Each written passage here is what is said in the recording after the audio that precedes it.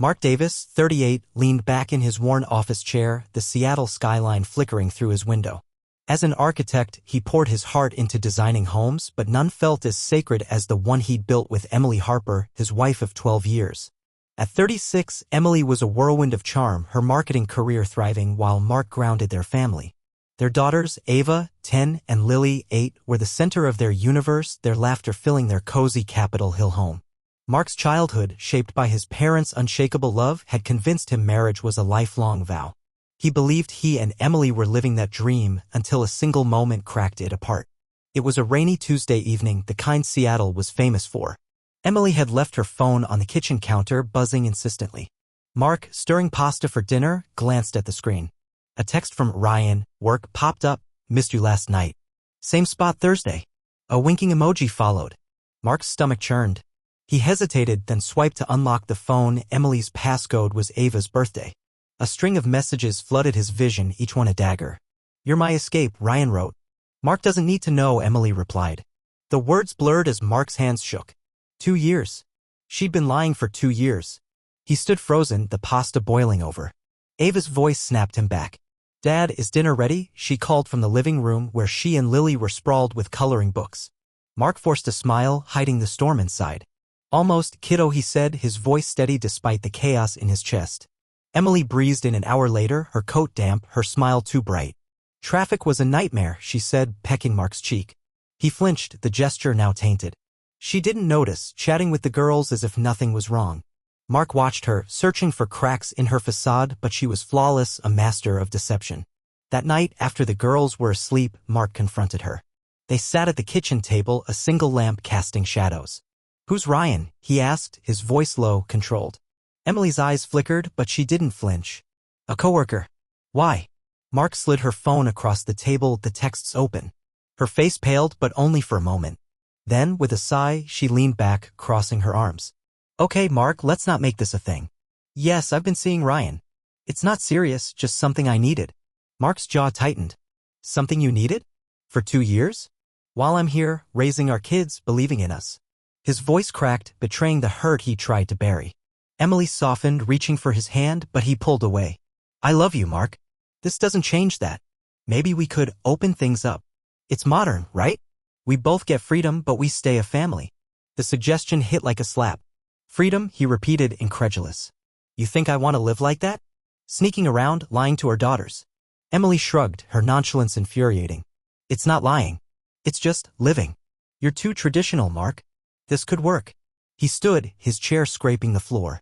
I need to think, he said, walking away, his mind racing. Sleep didn't come that night.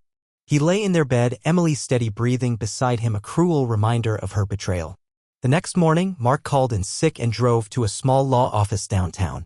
Karen Ellis, a sharp family lawyer recommended by a colleague, listened as he poured out his story. Her office smelled of coffee and old books, a stark contrast to the sterile panic in Mark's head.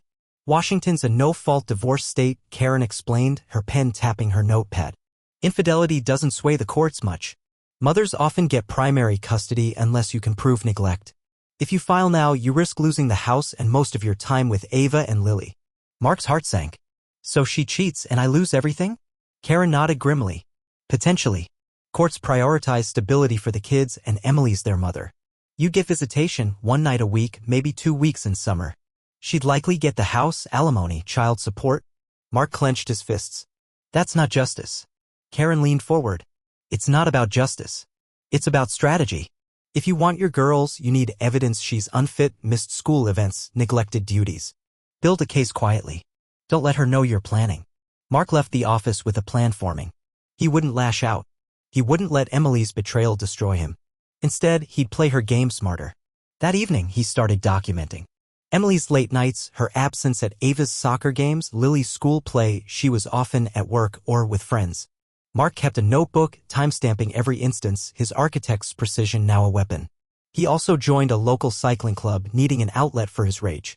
The early morning rides cleared his head, his legs pumping as he imagined outmaneuvering Emily. A month later, Emily's behavior grew bolder. She'd leave dressed in sleek outfits, her perfume lingering as she kissed the girls goodbye. Mark noticed Ava's frowns, Lily's quiet questions. Why's Mom always gone? He deflected gently, shielding them from the truth. but the questions fueled his resolve.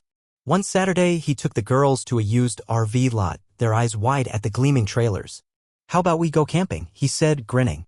They squealed, already planning adventures. He bought a 2-year-old Grand Design Transcend, a 35-foot haven with bunk beds for the girls and a queen for him. It was an investment in their future, a way to show them love while Emily drifted further away. As they drove home, Ava asked, "Will Mom come camping?" Mark's grip tightened on the wheel. "We'll see, sweetheart," he said, knowing Emily hated the outdoors. That night, he overheard Emily on the phone, laughing with Ryan. "Mark's got this RV thing now," she said, her tone mocking. "He's trying to be the fun dad." "Whatever." Mark's blood boiled, but he stayed silent, his notebook growing thicker. Emily thought she held all the cards, but Mark was rewriting the game.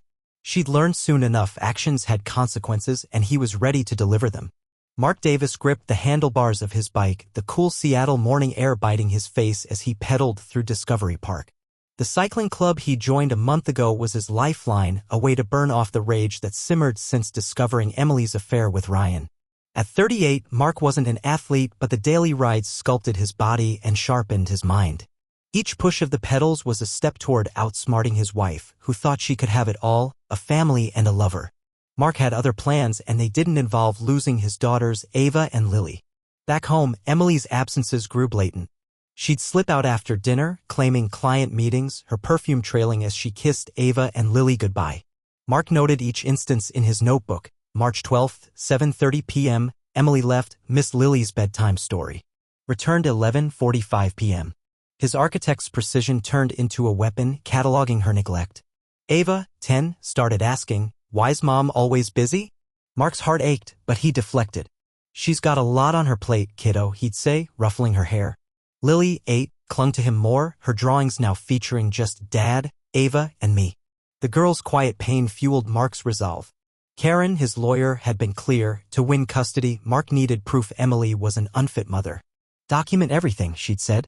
"School events she skips, nights she's gone. Show the court she prioritizes her life over the kids." Mark took it further. He volunteered at Ava's soccer practices, coached Lily's art club, and planned RV camping trips, knowing Emily would opt out. The Grand Design Transcend he'd bought was more than a getaway, it was a statement. He was the stable parent, building memories while Emily chased her fling. One Saturday, Mark loaded the RV for a weekend at Mount Rainier. Ava and Lily bounced with excitement, packing sleeping bags and marshmallows. "Is Mom coming?" Lily asked, her voice small. Mark knelt, meeting her eyes. "She's got work, but we'll have a blast, just us three." Emily waved them off from the porch, her phone already in hand. As Mark drove, he glanced at the girls in the rearview mirror, singing to a pop song. This was his why, keeping them safe, happy, whole. At the campsite, they hiked trails, roasted s'mores, and stargazed. Ava pointed out constellations, her face glowing. "Dad, can we do this every month?" Mark grinned. "Count on it." He snapped photos, time-stamping them for his records. March 15th, 8 p.m., girls laughing by campfire. Emily absent. Back home, Emily barely asked about the trip, her eyes glued to her phone. Mark overheard her whispering to Ryan, "They're fine without me." Mark's got it handled. Her dismissal stung, but it was another nail in her coffin. The cycling club offered more than exercise. Mark met Sarah, 35, a pediatric dentist with a warm laugh and sharp wit. Divorced, with a 6-year-old daughter, Mia, Sarah understood betrayal. Her ex had walked out without a backward glance. Over post-ride coffees, they bonded over parenting and resilience. "You're a great dad," Sarah said one morning, her blue eyes steady. "Your girls are lucky." Mark shrugged and used to praise. "Just doing what's right." Sarah's friendship was a lifeline, but he kept it platonic, focused on his plan. Emily's behavior took a strange turn. One evening, she confronted Mark in the kitchen, her arms crossed. "Who's this Sarah I hear about?" she snapped. Mark raised an eyebrow, caught off guard. "A friend from cycling." "Why?" Emily's eyes narrowed. "Ava mentioned her. You're spending a lot of time with some woman while I'm working." The irony was rich. Mark laughed, bitter. "You're jealous? While you're off with Ryan?" Emily flushed, backtracking. "I just don't want the girls confused." Mark shook his head. "Don't worry about my friends. Worry about being a mom." The accusation lit a spark. Emily started showing up at home more, hovering during dinner, asking the girls about school. Mark saw through it, a desperate bid to seem involved. He upped his game, organizing a school fundraiser and documenting Emily's absence from the planning. When she did appear, she was distracted, checking her phone. Ava noticed, her frown deepening. "Mom, can you put that down?" she asked once. Emily sighed, complying for a moment before drifting back to her screen. Mark jotted it down, March 20th, 6:15 p.m., Emily on phone during Ava's homework. A twist came unexpectedly. Mark spotted Ryan at a downtown coffee shop alone. On impulse, he approached. "Ryan, right?" Mark said, voice calm but firm. Ryan, a slick 40-something in a tailored jacket, froze. Yeah. You're Mark." Mark nodded, sitting across from him. "We need to talk about Emily." Ryan shifted, uneasy. "Look, man, it's not what you think. It's just casual." Mark leaned in. "Casual for you? She thinks it's more. You planning to leave your partner for her?" Ryan laughed sharp. "No way. I'm not blowing up my life. She knows that." Mark's jaw tightened. Emily was delusional and Ryan was no savior. "Good to know," Mark said, standing. "Be careful. Games like this have consequences." The conversation was a goldmine. Mark related to Karen, who nodded. "This helps. If Emily's banking on Ryan, she's in for a shock. Keep building your case." Mark did meticulously. He worked from home when Emily was out, ensuring the girls had stability. He taught Lily to ride a bike, cheered at Ava's games, and planned another RV trip. Sarah and Mia joined them for a day hike, the girls giggling as Mia chased butterflies. Sarah caught Mark's eye, smiling. "You're building something special here," she said. Mark nodded, a flicker of hope breaking through his resolve. Emily's jealousy grew. She cornered Mark again, her voice sharp. "I saw photos of you and that woman with the girls. What are you playing at?" Mark stayed cool. "I'm being a dad. You should try being a mom." Emily stormed off, but her panic was clear. She was losing control and Mark was gaining ground. His notebook was nearly full, each entry a step toward justice. Emily thought she could coast through her betrayal, but Mark was rewriting the ending. The game was on, and he was ready to win for Ava, for Lily, for himself. Mark Davis pedaled harder, the Seattle skyline blurring as he pushed through his cycling club's morning route. 3 months into his plan, his notebook brimmed with evidence of Emily's neglect, missed soccer games, skipped bedtimes, distracted parenting. At 38, Mark was no longer the shattered husband who'd found her flirty texts with Ryan. He was a strategist, building a case to protect Ava, 10, and Lily, 8, from their mother's chaos. Emily, oblivious, thought she held the upper hand, but Mark's lawful revenge was closing in. Emily's jealousy, sparked by Ava's mention of Sarah, the pediatric dentist from the cycling club, had thrown her off balance. She'd accused Mark of moving on while she was still sneaking off with Ryan. The irony fueled Mark's resolve. He kept his friendship with Sarah, 35, strictly platonic, valuing her insight as a single mom who'd survived betrayal. Sarah's daughter, Mia, 6, joined Ava and Lily on a recent RV camping trip Emily had skipped, the girls' laughter a balm for Mark's wounds. Sarah's words stuck with him, "You're giving them stability. That's what matters." One April evening, Mark took the girls to a park for a picnic, their RV parked nearby. Sarah and Mia tagged along, bringing homemade lemonade. The girls raced to the playground, Mia's giggles blending with Ava's and Lily's. Mark and Sarah sat on a blanket, watching. "They're like sisters already," Sarah said, smiling. Mark nodded, a flicker of warmth breaking through his focus. "They deserve this normalcy." He snapped a photo, time-stamping it. April 10th, 5:30 p.m., girls playing with Mia. Emily at work. His notebook grew thicker, each entry a brick in his case. Emily's paranoia escalated. She started grilling Ava and Lily about Dad's new friend. At dinner, she snapped, "So, Ava, what's Sarah like?" Ava shrugged, picking at her pasta. "She's nice. She helped me with my braid." Emily's fork froze. "Your braid?" "She's playing mom now." Mark cut in, calm but firm. "She's a friend, Emily. Maybe spend more time with the girls yourself." Emily glared, her facade cracking. Later, Mark overheard her on the phone with Ryan. "He's got this woman around my kids. It's not right." Ryan's reply was muffled, but Emily's huff suggested he didn't care. Mark smirked, adding to his notes, April 12th, 8 p.m., Emily upset about Sarah, distracted from parenting. A twist came at a school fundraiser Mark had organized. He'd spent weeks rallying parents for a new library while Emily promised to help but bailed, citing a work emergency. Mark ran the event solo, charming donors with Ava and Lily by his side. Sarah volunteered too, her ease with the kids drawing smiles. As Mark handed out flyers, he spotted Emily in the crowd, unannounced. Her arms were crossed, eyes locked on Sarah, who was helping Lily paint a poster. Emily marched over, her voice sharp. "So, you're the famous Sarah. Comfortable stepping into my family, huh?" Sarah stayed composed, brushing paint from her hands. "I'm just helping out, Emily." Your girls are great. Emily's smile was brittle. They're my girls. Keep that in mind. Mark stepped in, his tone even. Emily, you said you were busy. Sarah's here for the kids, not drama. Parents nearby glanced over, sensing tension. Emily flushed, retreating, but not before muttering, this isn't over. Mark noted it. April 15th, 6:45 p.m., Emily caused scene at fundraiser, left early. The incident was gold proof of her instability. Back home, Emily doubled down, playing the devoted mom. She baked cookies with the girls, posted photos online, and even attended one of Ava's soccer games. But her efforts were sloppy, her phone buzzed constantly, and she left early, claiming a call. Ava's shoulders slumped as Emily drove off. She never stays, she whispered to Mark. He hugged her, his heart breaking but his resolve ironclad. I'm here, kiddo. Always. He added to his notebook, April 18th, 3 p.m., Emily left Ava's game early, distracted by phone. Mark's confrontation with Ryan lingered in his mind. Ryan's dismissal, it's casual, I'm not leaving my partner, exposed Emily's delusion. Mark decided to test her. At a neutral coffee shop, he arranged to bump into her and Ryan, bringing Sarah along for moral support. Emily's jaw dropped when she saw them, her arm linked with Ryan's. Mark?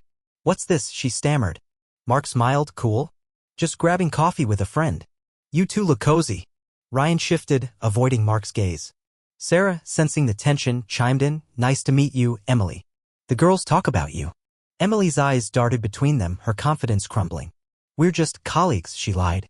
Ryan stayed silent, confirming Mark's suspicions. Mark noted, April 20th, 1 p.m., Emily flustered, lied about Ryan. The encounter rattled Emily. She started tailing Mark's moves, checking his phone when he showered, questioning the girls about RV trips. Mark stayed one step ahead, locking his devices and keeping his notebook hidden. Karen, his lawyer, was thrilled with the progress. You've got a solid case, she said, flipping through his records. Her scene at the fundraiser, her absences, it paints a picture. Keep it up, but don't tip her off. Mark nodded, his focus laser-sharp. He planned another camping trip, inviting Sarah and Mia. Emily declined, as expected, her work excuse flimsier each time. One night, Lily crawled into Mark's lap, her eyes big. Is Mom mad at us? She asked. Mark's throat tightened. No, sweetheart. She's just figuring things out. You and Ava are perfect. He held her close, vowing to shield them from Emily's mess. The next day, he caught Emily texting Ryan during breakfast, ignoring Ava's story about a school project. Mark snapped a discreet photo, adding it to his arsenal. April 25th, 7:30 a.m., Emily on phone, ignored Ava. Emily was unraveling, her jealousy and lies tangling her deeper. Mark, meanwhile, was building an airtight case, his alliance with Sarah and the girls' trust anchoring him. The tide was turning, and Emily's reckoning was closer than she knew. Mark Davis stood in his Seattle kitchen, the morning light glinting off his coffee mug. 4 months of meticulous planning had led to this moment. His notebook, filled with evidence of Emily's neglect, missed school events, late nights, distracted parenting, was a fortress. At 38, Mark wasn't the broken man who'd discovered her 2-year affair with Ryan. He was a father fighting for Ava, 10, and Lily, 8, and today he delivered justice. Emily, 36, still clueless, thought she could coast through her betrayal. Mark was about to flip the board.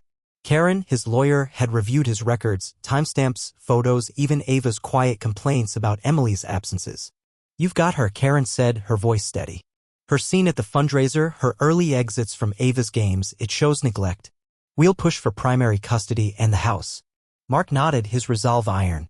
He'd served Emily divorce papers that morning, slipping them onto the kitchen counter before she woke. Now he waited, the girls at school, the house eerily quiet. Emily stormed in at noon, papers in hand, her face a mix of shock and fury. What is this, Mark? She demanded, slamming the documents down. Mark met her gaze, calm. It's over, Emily. I'm filing for divorce and custody of the girls. Her eyes widened. Custody? You can't take my kids. Mark leaned forward, voice low. You've been gone, Emily. Soccer games, bedtimes, fundraisers, you chose Ryan over them. I've got proof. Emily laughed, bitter. Proof? I'm their mother. Courts don't care about your little notebook. Mark stayed cool, his architect's precision anchoring him. They'll care when they see you left Ava's game early for a phone call or missed Lily's play for work. I've documented everything. Emily's bravado faltered, her hands trembling. You're bluffing. Ryan said. Mark cut her off. Ryan?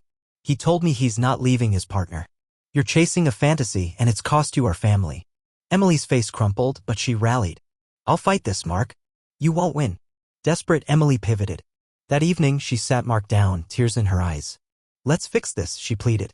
I'll end things with Ryan. We can go to counseling. For the girls. Her voice broke, but Mark saw the act. You had 2 years to choose us, he said, standing. You didn't. I'm doing what's best for Ava and Lily. Emily's tears turned to anger. You'll regret this, she hissed, storming out.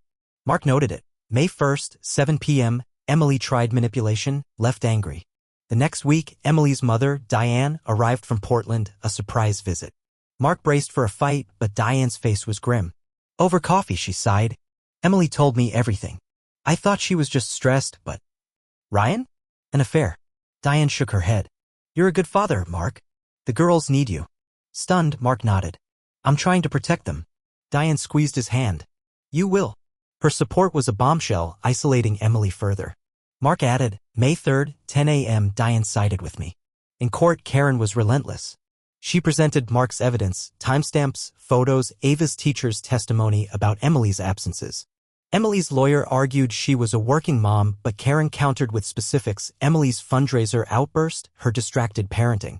The judge, a stern woman, frowned at Emily's weak defense. A mother's role isn't just a title, she said. It's presence.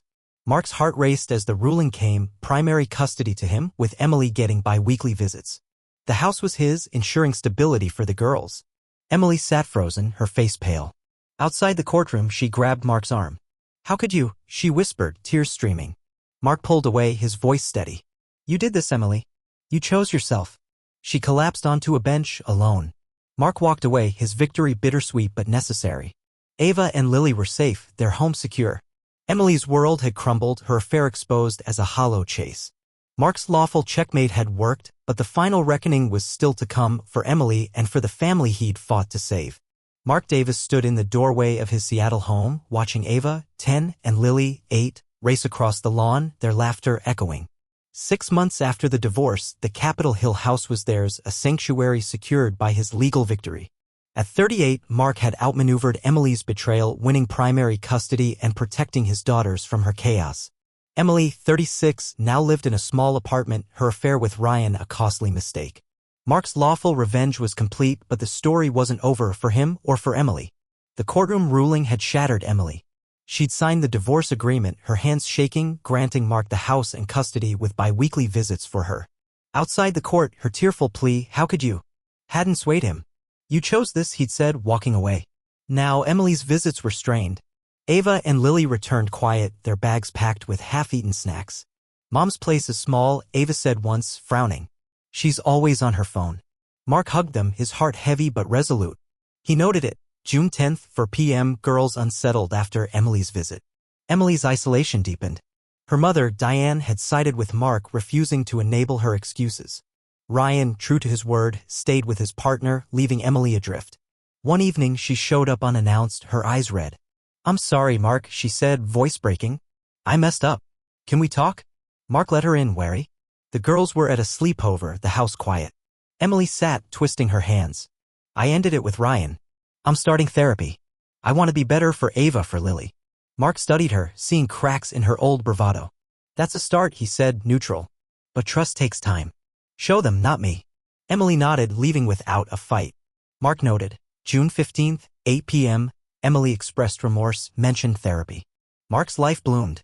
Sarah, the pediatric dentist from his cycling club, became a steady presence.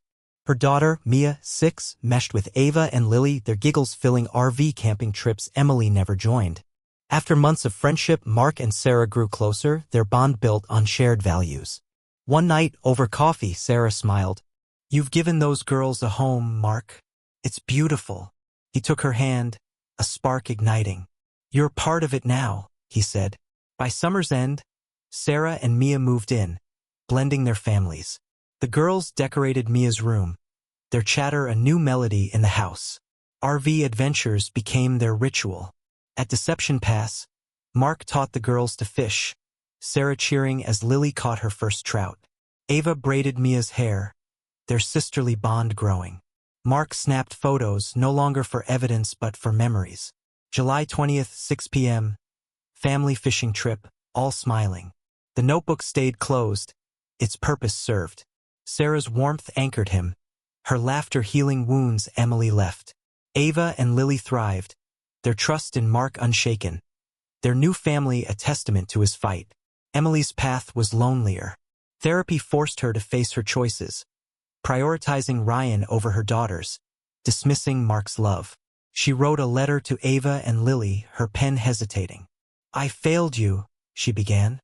"But I'm learning to be better." She never sent it, fearing rejection, but kept it as a promise. Her visits improved slightly. She listened more, her phone stayed off. Ava noticed, whispering to Mark, "Mom seems different." Mark nodded, cautious but hopeful. "Let's see, kiddo," he noted. August 5th, 3 p.m.